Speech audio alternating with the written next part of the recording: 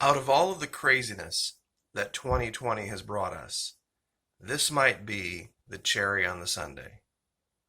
Guys, I've been listening to this man speak over the last month, maybe 6 weeks, and I really think, to some extent, Barack Obama has been red-pilled.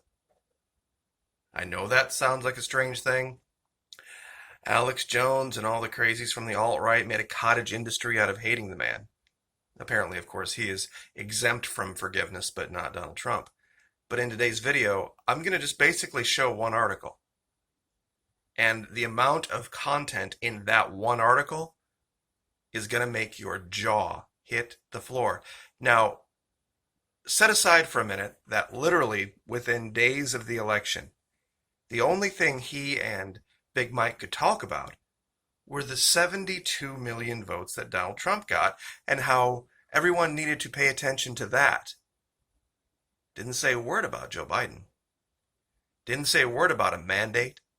Didn't say a word about it not being close or say that this was some kind of indication that we need to go down some socialist road. He didn't say anything like that. All he could talk about was the 72 million votes that were cast for Donald Trump. Then he went after the defund the police movement and attacked that.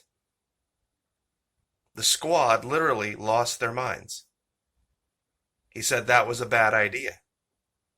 He said as soon as you say that, you have literally lost half the audience of the country.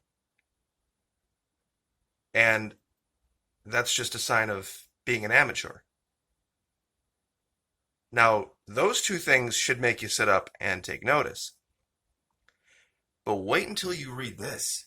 Guys, Barack Obama has just eviscerated the mainstream media for pushing propaganda, and I don't mean Fox. Obama, lines between propaganda and journalism have blurred, quote-unquote, truth decay. People don't know entirely what's true and what's not, Obama said. Now you'd think maybe he's talking about some conservative news outlet like Mediaite or Breitbart. That's not what he's saying here. Check out these excerpts. Biographer Ron Chernow interviewed Barack Obama ahead of a virtual gala on Tuesday, where the former president will accept the Voice of Influence Award. Quote, the lines have blurred now between propaganda and what we would consider journalism in a way that has been described as truth decay. That's an Obama quote.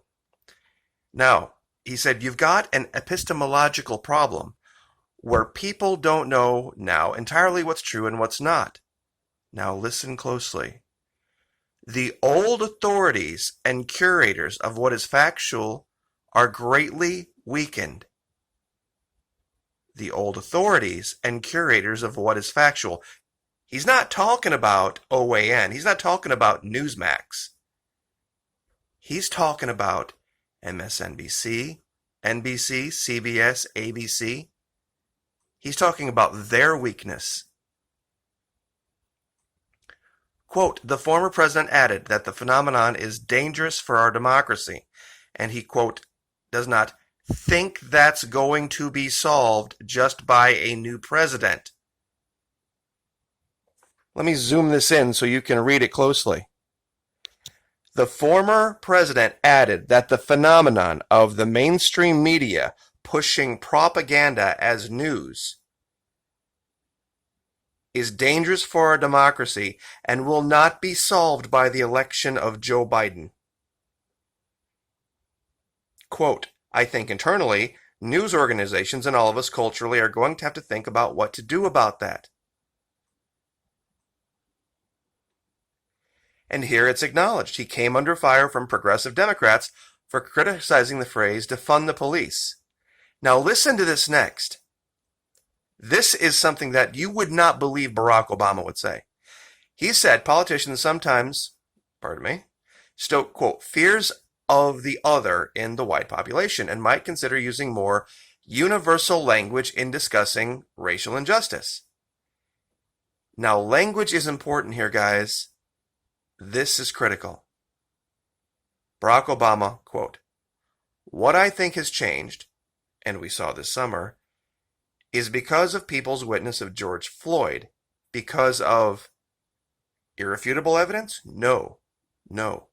Because of what seems like a constant stream of irrefutable evidence of excessive force against unarmed black folks. You see, what he's acknowledging here is the continual playing of the same cut streams and incomplete information when we've all seen the entire video now and know what really happened and why it got pushed off of the front page, because those that were trying to push a narrative realize, oh, this isn't what we made it out to be. And this is what he's acknowledging here. You see, he wouldn't have added this what seems like part.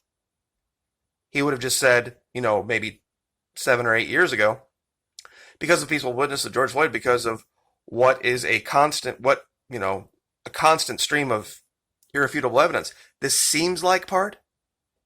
This seems like part. He's acknowledging how the media is manipulating, not OAN, not Mediaite, not Breitbart, not any of those. He's talking about ABC, CBS, CNN, NBC. This is amazing. It truly is. I have mentioned before that when people get older, they naturally become more conservative. And this applies to Donald Trump too. Because when he was younger, I can show you all sorts of videos from back in the 80s when he was a member of the Democrat Party and he was lobbying on behalf of Democrats. He gave money to Rod Blagojevich. He gave money to Rahm Emanuel, gave money to Chuck Schumer, and he was part of their inner circle. He's been friends with the Clintons for years. But as he got older, he became more conservative.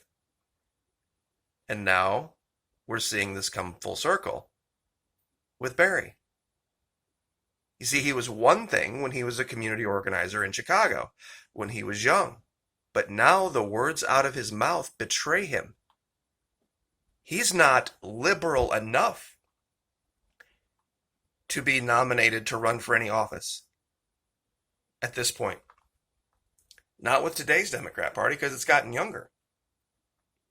See, that's the real truth about what's going on with the Democrats. I've mentioned before, like with the video with Alexandria Ocasio-Cortez. We're dealing with children, mentally. They might be in their 30s, but they're still stuck in college, mentally. They haven't graduated. I think this man has finally graduated and understands, wow, 72 million people voted for Donald Trump. We need to accept that. We need to understand that. And he hasn't come out and made any kind of a statement. I would love for somebody to show it to me if he has, because I've looked. That says Joe Biden's win is a mandate for progressivism and liberal thought. He hasn't said anything like that. You would think for sure by now he would have. All he has really focused on is reaching over to the conservative side, attacking constructed narratives like defund the police,